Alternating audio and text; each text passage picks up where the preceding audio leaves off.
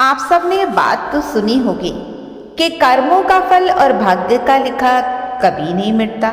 हम अच्छे कर्म और बुरे कर्म इस धरती पे करते हैं और हम सोचते हैं कि हमें कोई नहीं देख रहा, लेकिन एक अलौकिक शक्ति जिसे हम ईश्वर कहते हैं वो हमेशा हम पर नजर रखती है।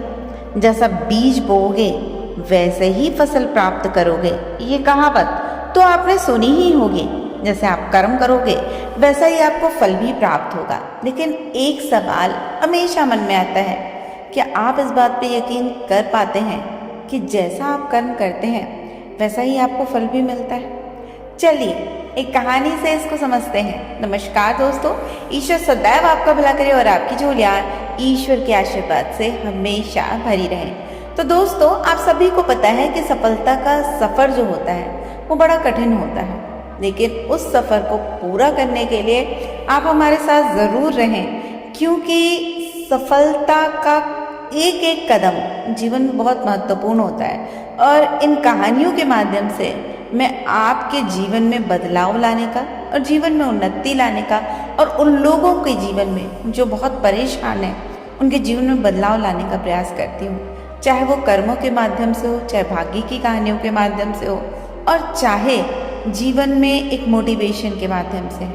तो कृपया आप इस चैनल को लाइक और सब्सक्राइब ज़रूर करें, क्योंकि ये कहीं ना कहीं आपके और सभी के जीवन के उस हिस्से से जुड़ी है जहाँ पर हम खुद को कमज़ोर समझते हैं। तो दोस्तों, बात करते हैं कहानी की। ये कहानी है एक गांव में रहने वाले रघु नाम के किसान की। उसके परिवार में सिर्फ रघु और उसकी पत्नी रहती थी। एक दिन वह किसान और उसकी पत्नी अनाज बेचने के लिए दूसरे नगर में गए थे, और जब वो अनाज बेचकर दूसरे नगर से अपने नगर में आ रहे थे तो दोनों अनजान शहर में एक सुनसान रास्ते में चले जाते हैं।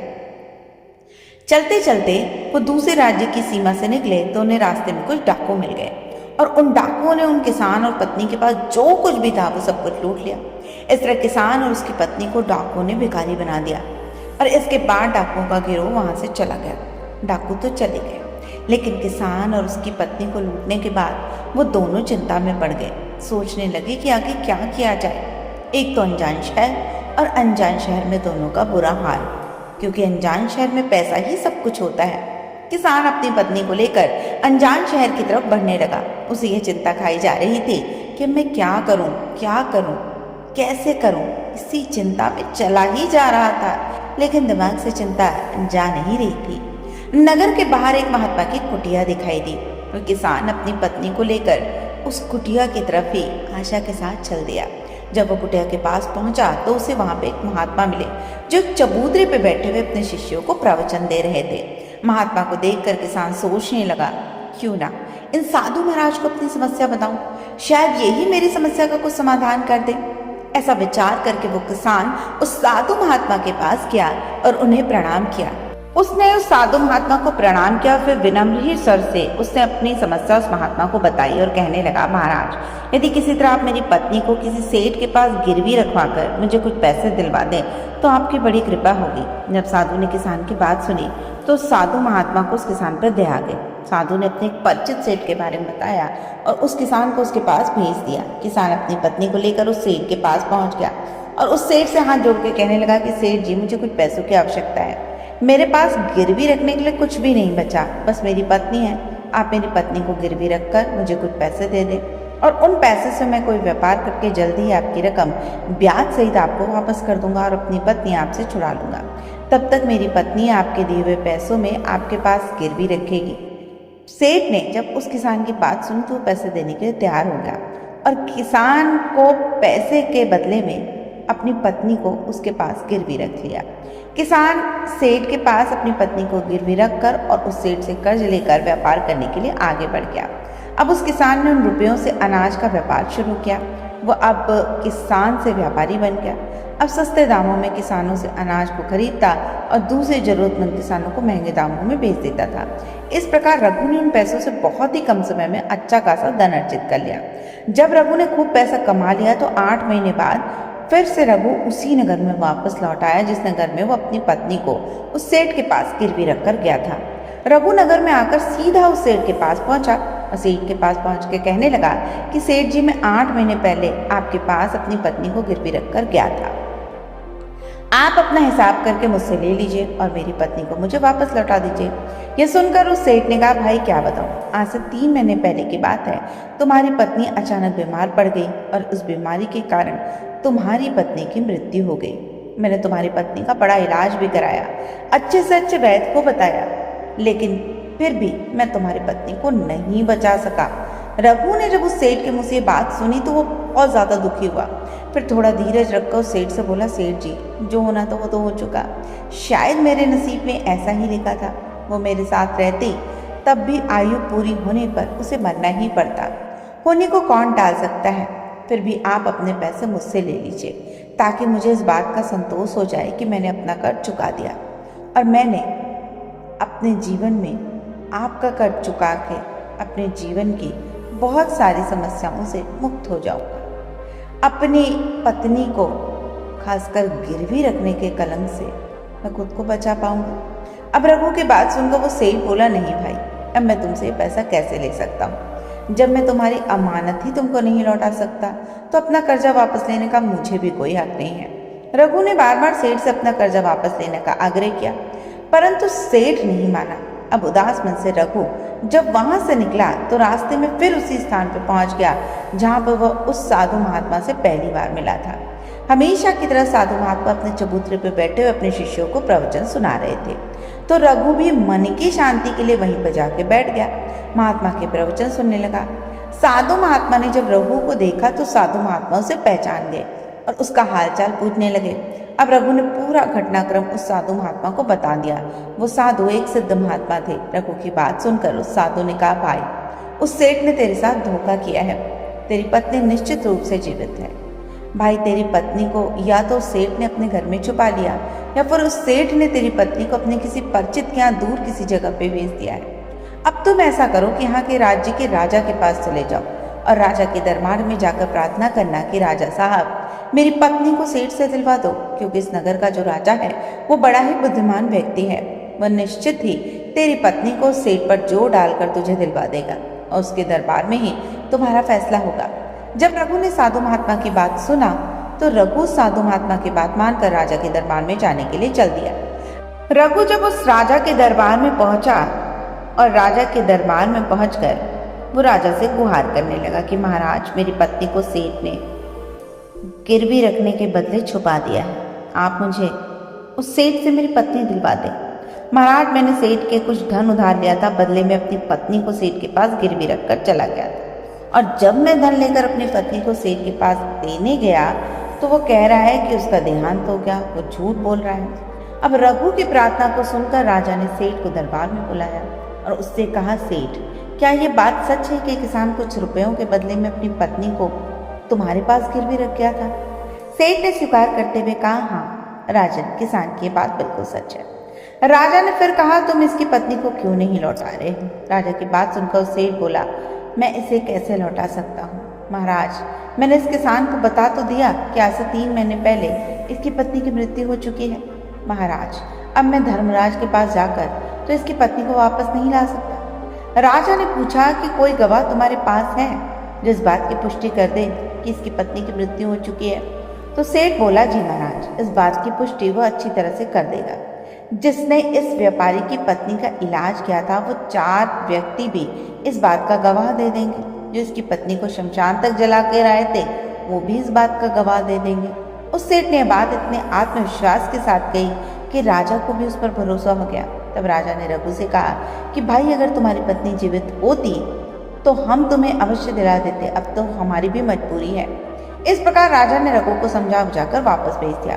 रघु फिर से साधु महात्मा के पास गया और जो कुछ दरबार में राजा और सेठ ने कहा वो सारी बातें साधु महात्मा को बता दी। वह सब सुनकर उस ज्ञानी महात्मा ने कहा, मैंने राजा को इतना विवेकहीन नहीं समझा। मुझे दुख है कि उसने तुम्हारे साथ कोई न्याय नहीं किया। उस राजा ने सेठ की बातों पे तो यकीन कर लिया और तुम्हें समझा बुझाकर मेरे पास वापस भेज दिया। अब तुम मेरी एक बात सुनो, तुम एक बार फिर से राजा के पास जाओ और उससे कहना कि सिर्फ 3 घंटे के लिए वो अपनी राजगद्दी पर मुझे बैठने का अधिकार दे दे। तब मैं राजा को बताऊंगा कि न्याय कैसे किया जाता है और न्याय किसे कहते हैं। रघु अब उस सन्यासी के कहने पर एक बार फिर से राजा के दरबार में पहुंचा और जैसा उस साधु महात्मा ने कहा था उसने राजा से कह दिया। राजा ने रघु की बात सुनी तो वो राजा से कहा कि मुझे 3 घंटे के लिए राजगद्दी छोड़ने के लिए कोई ऐतराज नहीं है। यदि ऐसा करने से तुम्हें न्याय मिल जाएगा तो मैं 3 घंटे के लिए उस साधु महात्मा को अपनी गद्दी जरूर दे दूंगा। तब उस महात्मा को राज दरबार में ले आओ। रघु ने जब राजा के वचन सुने तो वो रघु साधु महात्मा के पास गया और साधु महात्मा को राज दरबार में ले आया। जब साधु महात्मा राज दरबार में पहुंच गए तो राजा ने अपनी राजगद्दी उस साधु महात्मा को सौंप दी और फिर राजगद्दी पे विराजमान होते ही साधु महात्मा के सामने उस सेठ को दरबार में प्रस्तुत किया गया। अब वैद्य उनकी बातों को सुनकर डरने लगा। वो सोचने लगा कि अगर वो सच नहीं बोलेगा तो सैनिक उसे गिरफ्तार कर लेंगे। यह सुनकर वैद्य का शरीर कांपने लगा और वो साधु के कदमों में जाकर गिर पड़ा और बोला, हुजूर मुझे माफ कर दीजिए। मैं स्वीकार करता हूँ कि मैंने सेठ के किसी मरीज का कोई भी इलाज नहीं किया। सेठ ने तो मुझे पैसे दिए थे और कहा था कि यदि गवाही की आवश्यकता पड़ी तो ऐसा कहकर उसके पक्ष में गवाही दे दूँ। बस मेरा इतना ही अपराध है। मैंने लालच में आकर सेठ का प्रस्ताव स्वीकार कर लिया। राजा बने साधु महात्मा ने कहा, वैद्य जी कुछ भी हो आपने अपराध तो किया है, इसलिए मैं तुम्हें झूठी गवाही के इल्जाम में ही 100 कोड़े लगाने का आदेश दे देता हूँ। साधु महात्मा जी के आदेश का राजा के सैनिकों ने तुरंत ही पालन किया और सैनिकों ने तत्काल ही उस वैद्य को पकड़ लिया और भरे दरबार में कोड़े लगाने लगे। पहला कोड़ा पड़ते ही जोर से चीख पड़ा और कहने लगा, महाराज मुझ पे रहम कीजिए, महाराज मुझ पे दया कीजिए, मैं मर जाऊंगा। हर कोड़े के साथ उसके गले से करुणामयी आवाजें निकलने की और उसकी चीखें राज दरबार में गूंज उठी। वैद्य के साथ ऐसा होते हुए देखकर सेठ के गवाह के तौर पर बुलाए गए 4 व्यक्तियों के कलेजे दहल गए, जिन्होंने रघु की पत्नी को शमशान ले जाकर जलाने की बात कही थी। अब बाकी उन 4 की बारी आ गई। साधु महात्मा ने उनसे पूछा कि तुम लोगों का कहना है कि तुमने रघु किसान की मृत पत्नी का शव ले जाकर शमशान में उसे जला कर आए थे। मुझे बताओ, अंतिम संस्कार से पहले जब मृत शरीर को स्नान कराया जाता है और फिर उसे कफन में लपेट कर धरती पर रखा जाता है तो स्नान के दौरान क्या तुमने उस स्त्री का मृत शरीर देखा? यह सुनकर उस सेठ के 4 गवाह कहने लगे, नहीं हुजूर, उसका मृत शरीर तो हमने देखा ही नहीं। जब सेठ जी ने अर्थी तैयार कर ली थी तो उसके बाद ही वो हमें शमशान ले गए और उन्हें जलाकर हम आए। और उन 4 गवाही की बात सुनकर वह साधु महात्मा बोले, तो तुमने ये जानना भी उचित नहीं समझा कि उस अर्थी में कोई मनुष्य लेटा है या कोई जीवित व्यक्ति? कहीं ऐसा ना हो कि जहरीले पदार्थ से बेहोश व्यक्ति उसमें लेटा हो और तुम उसे शमशान ले जाकर जलाकर आ गए हो। अब ये भी एक गंभीर अपराध है और इसके लिए मैं तुम 4 को मृत्युदंड की सजा भी दे सकता हूँ। अब वो 4 गवाह भी वैद्य की पिटाई देखकर पहले ही भयभीत थे और जब उन्होंने साधु महात्मा के मुख से मृत्युदंड की बात सुनी तो वो सारे थर-थर कांपने लगे, बिल्कुल ठंडे से पड़ गए। उन्होंने साधु से विनय भाव से कहा, सेठ की तरफ देखा। जैसे ही उस साधु महात्मा ने सेठ की तरफ देखा तो सेठ का चेहरा बिल्कुल काला पड़ गया। साधु ने सेठ से कहा कि सेठ जी, तुम्हारे 5 गवाहों को तो पहले ही हवा निकल गई। अब तुम बताओ, किसी की इच्छा के विपरीत किसी की पत्नी को जबरदस्ती रखना, अमानत में खयानत के अपराध में तुम कौन सी सजा पाना पसंद करोगे? अब साधु महात्मा की बात सुनकर सेठ का चेहरा एकदम से सफेद पड़ गया। उसके मुंह से कोई बोल ही नहीं निकल सका। अब साधु ने कहा, सेठ, इससे पहले कि मैं तुम्हें 10 साल का कठोर कारावास दे दूं, अभी भी समय है। तुम इस रघु किसान की पत्नी को दरबार में हाजिर कर दो। अब राजा के डर से सेठ ने तुरंत अपने सैनिकों को अपने घर भेजा और सेवकों को घर भेजकर रघु की पत्नी को दरबार में प्रस्तुत किया गया। साधु ने सेठ से लेकर रघु को उसकी पत्नी सौंप दी और सेठ को झूठी गवाही के अपराध में 5 महीने की कैद की सजा सुना दी। उन 4 गवाहों को भी कड़ी से कड़ी सजा दी गई, जिन्होंने रघु की पत्नी का शव शमशान में ले जाने की झूठी गवाही दी और उस वैद्य को भी सजा मिली। यह देखकर राजा आश्चर्यचकित रह गया और साधु के सामने हाथ जोड़कर बोला, महात्मा जी आप धन्य हैं, आपने मुझे सिखा दिया कि न्याय कैसे किया जाता है।